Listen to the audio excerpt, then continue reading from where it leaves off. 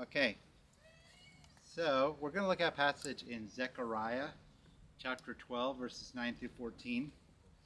And on that day I will seek to destroy all the nations that come against Jerusalem, and I will pour out on the house of David and the inhabitants of Jerusalem a spirit of grace and pleas for mercy, so that when they look on me, on him whom they have pierced, they shall mourn for him, as one mourns for an only child, and weep bitterly over him as one weeps over a firstborn. On that day the mourning in Jerusalem will be as great as the mourning for Hadad Rimmon in the plain of Megiddo. The land shall mourn, each family by itself, the family of the house of David by itself, and their wives by themselves, the family of the house of Nathan by itself, and their wives by themselves, the family of the house of Levi by itself, and their wives by themselves, the family of the Shimeites by itself, and their wives by themselves, and all the families that are left, each by itself, and their wives by themselves. This is one of a handful of places in the Old Testament where Megiddo, this city, is mentioned.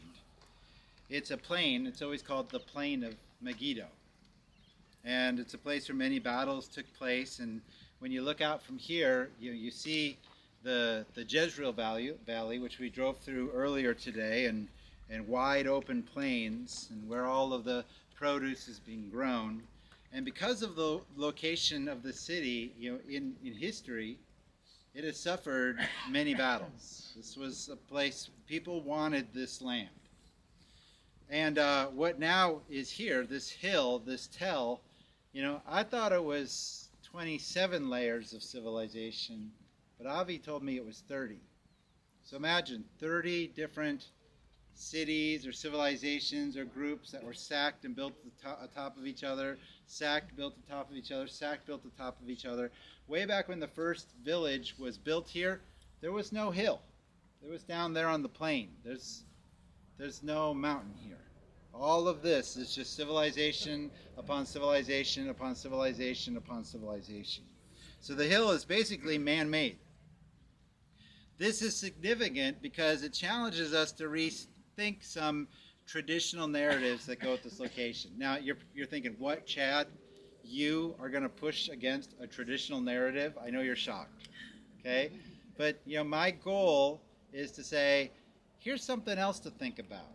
Here's something new that maybe you haven't considered. Here's a way we can see the Bible that maybe it's showing us something that we didn't see in this matter before.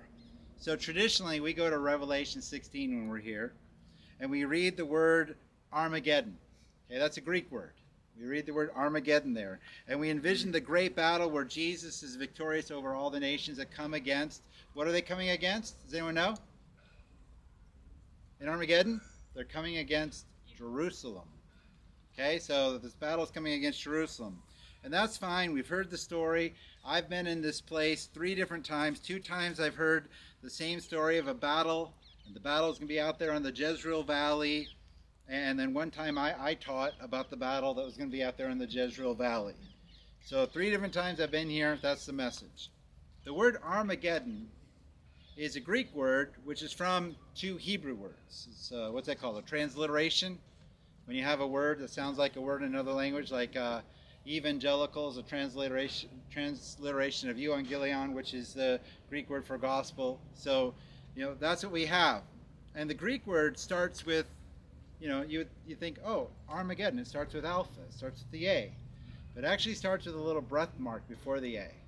So it's not Armageddon, it's Harmageddon. And that's significant because Avi already told us what the word for mountain is. You guys remember? Har. Yeah. So they made a Greek word with Greek letters that sounded like 2 Hebrew words. And those 2 Hebrew words speak of a mountain, Har, mountain, and Megiddo. So we have 2 words here, Har, which means mountain. And remember, we're going to talk about the name of Carmel, that the name there too is also going to have Har in front of it. We'll talk about that when we're there. And then Megiddo, the meaning of which, is kind of highly disputed. So we're like, we need to figure out what this Megiddo means.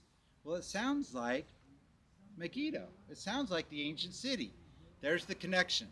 The connection is, sounds like, right? Is that now? There we go. We got some solid biblical hermeneutics. The connection is sounds like. Now, the Hebrew word that gave birth to the Greek version of Megiddo could be spelled a couple different ways, depending on what Hebrew letters were used. And there's actually a couple Hebrew letters. Apparently, I'm not a Hebrew scholar. I just listen to people who are. But there's a couple that have the G sound. And some scholars believe that the Megiddo part is from a Hebrew word that means assembly. That's what some scholars mean. We're like, well, okay, what if it was Har assembly?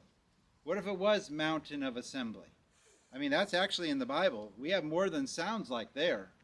You know, with Megiddo and Megiddo, we have sounds like. That's our only connection to this place. But with Mount of Assembly, we actually have that in the Bible. The battle's going to be nations coming against Jerusalem.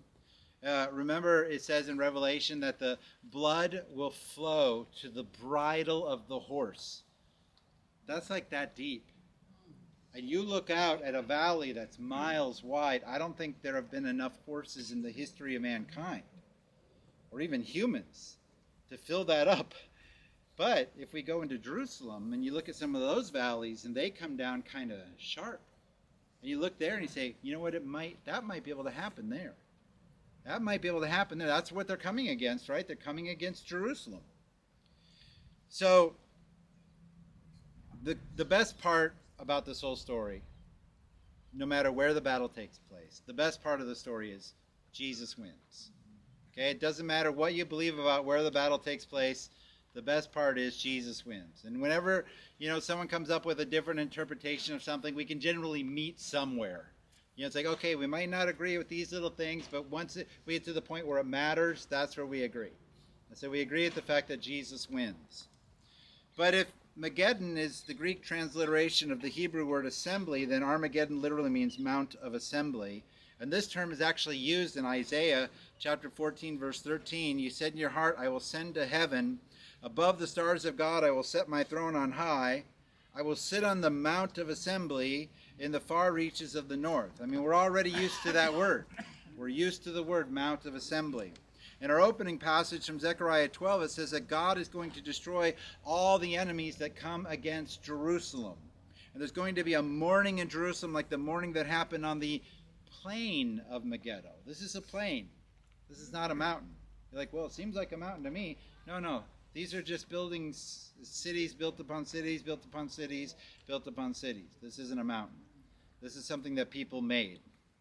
So this place, though, was known for war. So there's the connection. This place was known for mourning. There's the connection. But in Zechariah, the mourning was happening in Jerusalem. In Jerusalem, there is a Mount of Assembly. And the pieces all fit together so well when we consider the possibility, and I say possibility, that Armageddon happens in Jerusalem and not here. It's just an interesting thing to consider. Since David conquered Jerusalem, 3,000 years ago, it's been the center and the heartbeat of Israeli life. Something rings true to me about the final battle taking place there. After all, even today it remains the focal point of controversy and contention when it comes to things in the Middle East. Maybe the battle happens there. Why? Because this is that place is known for conflict. Maybe the battle happens here. Why? Well, this place is known for battle. The place is known for mourning. This place is. The name of this place sounds like Megiddo. But that's it. That's the connection. That is the only link to this location and the event in Revelation 16. There is no mountain here. This is why I think, this is my opinion, why I think Jerusalem is a better fit. That Har Megiddo would be Mountain of Assembly. But no matter where it happens, the important part is what? Jesus wins. All right? So